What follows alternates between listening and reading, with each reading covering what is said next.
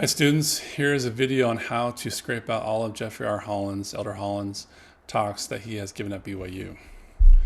Let me share my screen, let's jump over here. So here is the page at BYU Speeches with all of Jeffrey R. Holland's talks, at least links to each page with a talk, right? So if I just click on any one of these, it'll go into the actual talk. Has the video, has the audio and video, and then it has the transcript down here. I want to get at the transcript, that's what I want to get to. Okay, so the first thing I need on this page back here is all of these links. And like I mentioned or showed in class, there is a handy Google Chrome extension called Selector Gadget. And when you install it from the Chrome store, web store, and then you select it, you turn it on. And if you click on a link, like you want to get this link, you click on it, and then the Selector Gadget says, I think you're trying to find all of these things. So I can see at the bottom of my screen it has an A. That just means an anchor tag. Now I don't want all of this stuff. I don't want these. I don't want that, nor do I want that over there. So let me click off of that. I click it to say I don't want that. And the rest of the stuff that's in yellow now is good. I want all of these links that are in yellow now.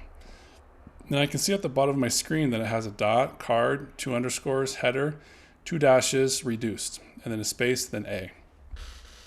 And what that means is it says, hey, I think if you want to get those things that I have highlighted in yellow right now, then you should look for an HTML element that has a class, that has an element with an attribute of class that has a value of card, 2 underscores, header, 2 dashes, reduced. That dot right there in CSS selector syntax is a class. And then the space there on the right side of the second D of reduced it means that within the element, the HTML element that has that class, it has a child HTML element of anchor. And if you do that, then you can get all of these links. And I'll just show you what that means. I'm going to stop that for a second. I'm just going to right click on any one of these links. And then in Brave, which is a Chrome derivative, I'll click inspect. It'll bring up the HTML code here at the bottom of my screen. And I can see that that is the case. I see an HTML element with an attribute of class with the value of card, then we'll look at the second one, card, 2 underscores, header, 2 dashes, reduced. And that has a child HTML element of anchor with an A right there. So anyway, let me turn back on the selector gadget and get that again. So there we go. That right there is what I want to grab, copy it. And I actually created a script here in Python to do this. Let me zoom in a bit here. So the first thing I do is I import some libraries here to do the heavy lifting. The request allows Python to act like a web browser, make a request to an HTTP request to a web server. OS deals with operating system functions. I'll use a couple of those. This BS4 has a beautiful soup object that's useful. I'll have it take a little short nap after each web page so that it doesn't hammer the website. And then here's a little random to take a random number. So those are just modules being imported there, or functions from modules. And then here I'm asking requests to do a get request to this web page. You'll recognize that this URL right here is the one we just saw a second ago. You just look at the URL up here, up in my address bar. Let me turn off selector gadget right there. That URL is this one. So I'm saying, hey, go out and request this from this website. And once you get that back, this text actually is the HTML code itself. Then pass that to the beautiful soup function and parse it up as HTML. So you turn it into a beautiful soup object. And then the beautiful soup object has some methods that you can use, which are like functions. They're basically functions tied to an object. And here you'll recognize this, hopefully. This little bit of syntax is the CSS selector we just saw a second ago. I'll just bring it back real quick. There. Click on that, but click off that. Good. So this right down here at the bottom of my screen is the CSS selector that the inspector gadget, or selector gadget, thought would be useful. So I'll put that in there into this select method. And then after that, I get the actual href. So let me just back up over to here again. Let me just inspect one of these elements. You can see that each, well, often an anchor tag that is an A for anchor has an attribute of href that has the actual link to some other page. So I want to get at those links right there, what are called the href links, right in there. And that's what I do with this line of code right here. I get the href for each one, so that the variable holding all the links is called links, and then I start looping over that. It's actually a list, a Python list, which is a thing that holds a bunch of elements. In this case, they're links, separate links. So I loop over them, and then I do a little progress report to the user so I can see where it's at. And then I break up the link, which, let me show you what that looks like. If I come back over here, not there. I come back over here. I'll just click on this one right here. You can see at the very top of my screen, the URL right there has a bunch of forward slashes. Has two right there. That's just a HTTP thing. Has a forward slash there, one there. What I want to do is I want to get the last one and use that as a file name. I want that rightmost part after the second from last slash to be used as a file name for the txt file that I'm going to create. So that's what I'm doing here. I'm getting the txt file. I'm creating a file name for the txt file that I'll save the text to. Good, and then I actually go out to the first link. On the first iteration through this for loop, I go out to the first link, and I get the HTML code. I pass it into the beautiful soup function and parse it up as a soup object like I did before with the top level website that had the link to all the files, all the talks. And then here I am trying to pull out information from the current talk. Let me show you what that looks like. So if I come back over to here, if I right click on this right here, I'll right click on my cursor's right there, right? I'm going to right click right on the title, inspect it. And when I do that, I can see down here that it's in an HTML element that has an attribute of class, and the value is single-speech 2_ title. So I can use that info to grab the title. I'm using the soup object, selecting that element, getting the text out of it, and then stripping off any white space on the right side, both sides actually. And I do that for the speaker as well.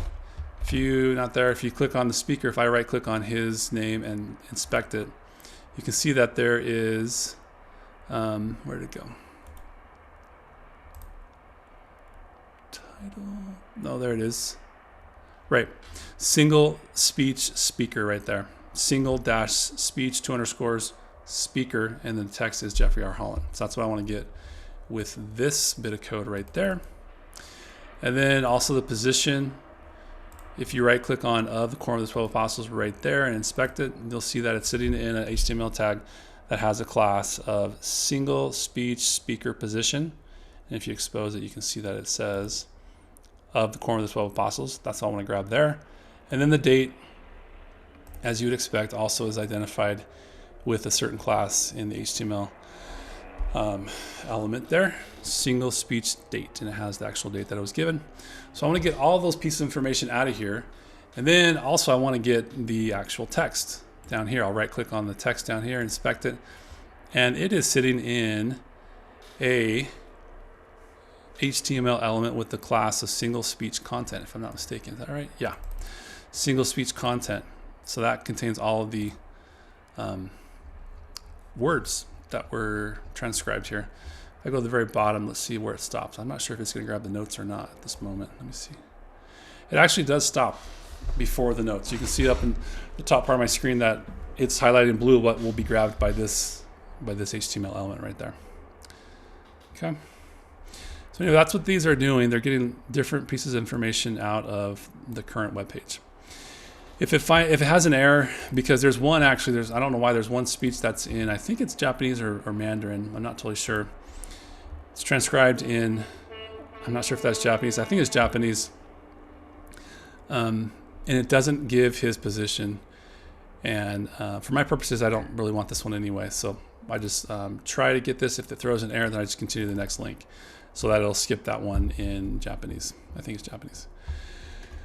Okay, so once I have all those pieces of information saved in different variables, I can write them out to a text file. That's what this is. That's what's happening right there. And then once I finish with the current web page, I take about a second nap. I have the script take about a second nap to be a good citizen of the web server, not hammer it. So I already did this earlier, but let me just clear this output. Let's see if I clear the output. I'll do this again, clear output. So here we go, watch. Fingers crossed it works. Here we go. It should tell me when it starts working on the first. There we go, it's working on the first one there. Second one there, it's working, third, fourth, fifth, etc. So it should take about a minute or less. I'm purposely having it sleep, having the script take a quick little nap, about a second nap. It chooses a random number between 0.5 and 1.5, and it takes that many seconds of a nap.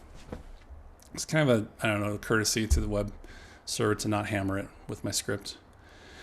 It's also somewhat of a cat and mouse game, because some web servers will detect when a bot, like a script, is hammering it, and it'll block it, and so you have to like have it take naps. So it took 43 seconds. Good. And if I open up this file system of this little notebook, I do see I have a bunch of talks over here in TXT file, TXT format. And there is the first one. So I had it write out. Oops. Let's open up another one. I had it write out the URL where it grabbed the text. Let me make this even smaller or bigger for us on this side over here. I had to write out the URL where it got the speech. I had to write out the title in this little thing called title, speaker, position, date, and then just the text sitting here below in the rest of the file. Okay, so you could download these. I have it written as, I have it here in a Google Colab notebook, but you can put this down onto your, you can take this script that I wrote here and run it on your Python on your computer, so that it would save the TXT files straight to your computer, not to the Google Colab file system here. So anyway, that is how you could do that. Let's go back to this view like that. That is how you could scrape all of Elder Holland's talks out of BYU Speeches. Now, doing it on the church's website wouldn't be too difficult. Let's go back to teaching mode and come over here. Let's just go over to the church's website and go to libraries, gospel library, general conference, and down below here you can search by speaker, right? And there's Elder Holland right there himself. And let's see. Doesn't want to move. Here we go. Page not found. Let's see what happened there. Let's see. Let's back up. Try this again. Just one click. Please open that up. Well, that's interesting.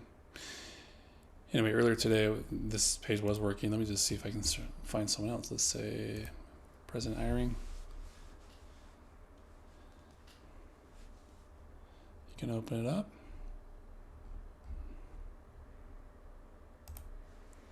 Now there's some problem here with those pages. It was working earlier, but anyway, it's not too dissimilar. Let me just go to a random talk. Let me come over here to a random talk, whatever talk here. Well, let me back up. You would go ahead and let's go, if we want to scrape out all the conferences from this particular general conference, right? Open up selector gadget. It can be helpful. Let's see, I want to find all of these tags, but I don't want to find that. And what does it tell me? It tells me, yeah, so it's highlighting all of these in yellow. It's highlighting all of these links to individual talks. Down here it's saying if you use this class, and then within that class there's another HTML element that has a class of title, unsurprisingly. In fact, let's take a look. If we just inspect that, what do we get? Let me get rid of the selector gadgets. Doing something there. Yeah, so it's saying, hey, go find an HTML element with the class of DMMMCN, and it has a child HTML element with a class of title. That's how you can get the title.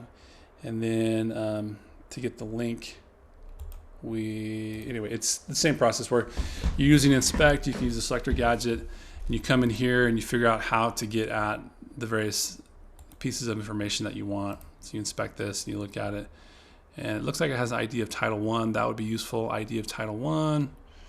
Get the person's name, the speaker's name. It's probably got some, class, author name, very transparently labeled. Thank you very much. And then you can get the text. Down here in body, there's a class of body block. Yep. So it's not too hard to do that, to scrape out stuff using Python. So I'd be happy to help you do something like that for your final project. See ya.